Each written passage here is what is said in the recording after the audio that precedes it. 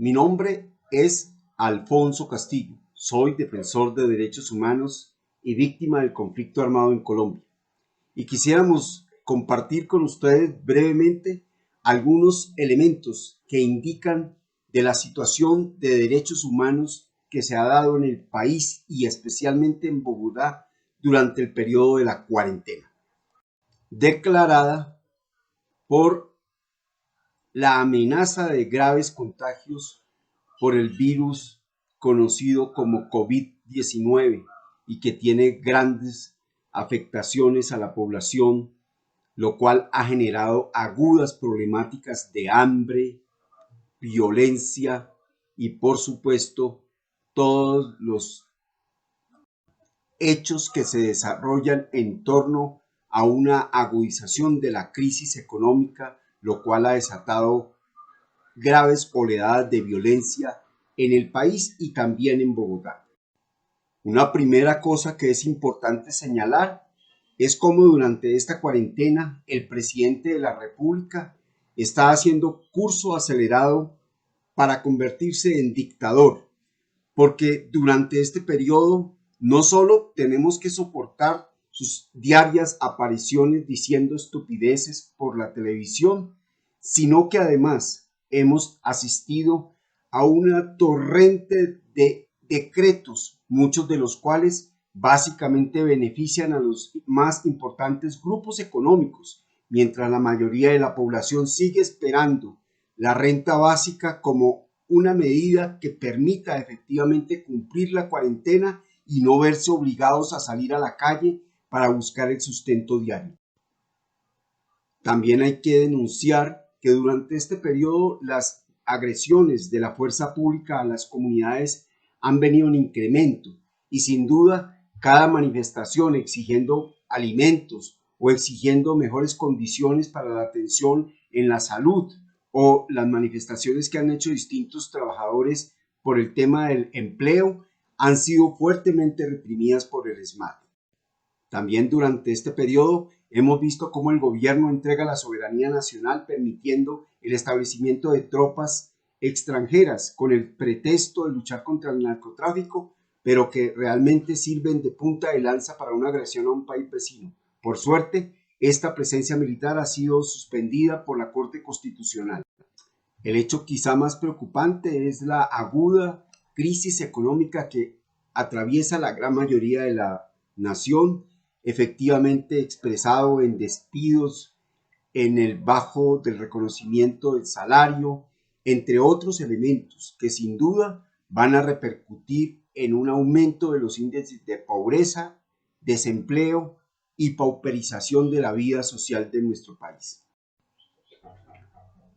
Quizá la situación más grave tiene que ver con la persistencia del asesinato de líderes y lideresas sociales. Durante el periodo de la cuarentena han sido asesinados 66 y se completan de esta manera casi 200 líderes asesinados durante los 2 años de gobierno del presidente Iván Duque. Situación similar se presenta con los firmantes de paz que llegan a una cifra cercana a los 200 también durante estos 2 años. También durante este periodo se han conocido las graves denuncias de violaciones que los militares han hecho sobre el cuerpo de las mujeres y recientemente se conoció de una aberrante situación de violación donde un grupo de militares violaron a una niña menor de edad indígena en el departamento de Risaralda. Es decir, se ha configurado un panorama grave de incremento en las violaciones a los derechos humanos en nuestro país. Esta situación también ha afectado a la ciudad de Bogotá, donde las violaciones a los derechos humanos abundan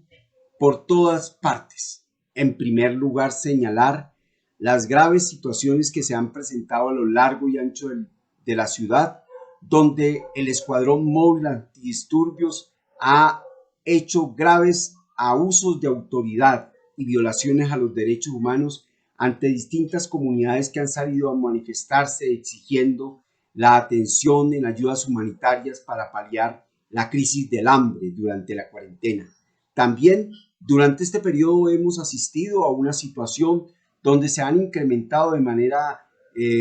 sospechosa los desalojos contra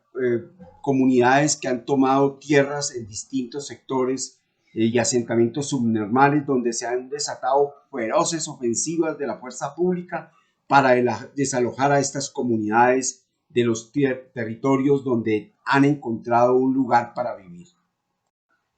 Decenas de manifestaciones se han visto en las calles de la ciudad, a las cuales muchas de ellas el Escuadrón Móvil Antidisturbios y la Fuerza Pública han intentado detener, contener y hacer abuso de autoridad para impedir el derecho a la movilización. Esta es una situación supremamente grave que se está presentando en la ciudad, donde gobierna la alcaldesa Claudia López, que pareciera no importarle esta situación.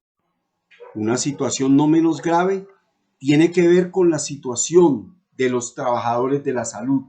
quienes hoy se encuentran, después de 4 meses, también exigiendo que se brinden para ellos condiciones de bioseguridad, estabilidad laboral. Lo que ha puesto en evidencia esta crisis del COVID-19 es que el país tiene un precario sistema de salud que no brinda las adecuadas protecciones a la población, no existen políticas de salud pública que prevengan las enfermedades y ahora ha quedado en evidencia un régimen laboral y de contratación para los servidores de la salud que los coloca en extraordinarias condiciones de vulnerabilidad permanente.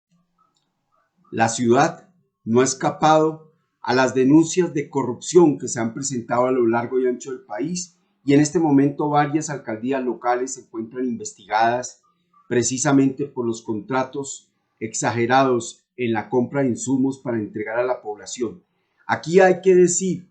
que, si bien es cierto, la alcaldía ha manifestado que se están haciendo esfuerzos importantes para atender las necesidades humanitarias de las comunidades, muchas poblaciones, muchas localidades y barrios han tenido que salir a manifestarse precisamente porque dichas ayudas no llegan de manera oportuna, suficiente y en buen estado. Este es un tema sobre el cual es necesario que las autoridades de control inicien los controles y las veedurías respectivas. Es necesario también manifestar el aumento desproporcionado de la violencia contra las mujeres. Y aquí es importante referir este tema de los feminicidios, las violaciones y las agresiones y maltrato de que son víctimas las mujeres y los menores de edad, porque ello da cuenta de la ineficacia de las medidas de la Fiscalía General de la Nación y del sistema judicial para brindar protección y para prevenir este tipo de atropellos que, como se ha denunciado en los medios periodísticos, va en alto incremento de las violaciones a las mujeres y a los menores de edad. El hambre ha afectado a importantes grupos poblacionales de la ciudad. Las medidas que se han anunciado no han llegado de manera eficaz. Hay problemas con las bases de datos. Creo que hay problemas muy preocupantes asociados con fenómenos de corrupción seguramente, y quizá la ineficacia de la administración para atender esta emergencia ha hecho que las comunidades se vean obligadas a salir a las calles para buscar el sustento diario. De este panorama de violaciones a los derechos humanos que tienen que ver con el tema del hambre, la violencia contra los líderes sociales, que tienen que ver con el tema del empleo para los trabajadores de la salud y sus condiciones de bioseguridad, los que tienen que ver con las restricciones a la movilización, la falta de eficaz medida que atienda con la suficiente cobertura las pruebas para el COVID, nos indican que el país estará asistiendo en los próximos meses a un muy agudo panorama de derechos humanos, porque se va a incrementar la crisis económica, va a aumentar la pobreza y con toda seguridad van a aumentar las movilizaciones y las expresiones de protesta de la ciudadanía exigiendo mejor atención por parte del Estado, que insistimos se niega a decretar una renta básica que alivie la grave situación económica de la mayoría de la población colombiana. A esto tenemos que advertir que este panorama de derechos humanos se va a ver agudizado, se va a ver incrementado en sus violaciones, porque también, como hemos visto durante este periodo, el gobierno no ha dudado en incrementar los presupuestos para aumentar la capacidad bélica y represiva contra las comunidades que seguramente van a salir a las calles a expresar su protesta. No menos importante es la situación del derecho a la educación, puesto que durante la cuarentena hemos visto cómo los profesores tuvieron que aprender de un día para otro todas las técnicas de conexión y de clases virtuales sin estar lo suficientemente preparados para ello. Situación similar se presentó con los niños y las niñas, a lo que se agrava una problemática. La mayoría de los estudiantes de colegios públicos no tienen las condiciones suficientes de conectividad adecuada y medios tecnológicos para recibir las clases virtuales. A esto se suma la situación de que fueron los profesores los que tuvieron que asumir los costos de esta tecnología para el desarrollo de las clases, y el gobierno no ha hecho lo suficiente por ampliar la conectividad en muchas zonas de la ciudad, que aún en tiempos de cuarentena sigue siendo un grave problema para los niños y para las niñas.